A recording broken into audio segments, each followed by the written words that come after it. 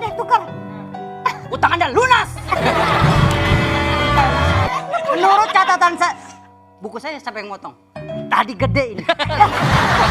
Kan emang segini. Tadi gede.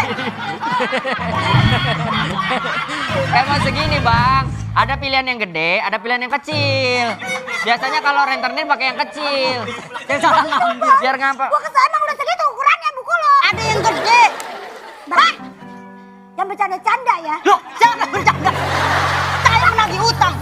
Tolong saya minta tolong. Ingat, utang kamu berapa? 500 juta bang. Hah, gede banget. Kenapa yang utangin? Abang yang utangin.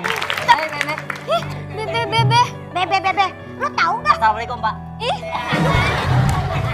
Udah, Bapak nggak usah mikirin masalah hutang. Kayak siapa aja. siapa?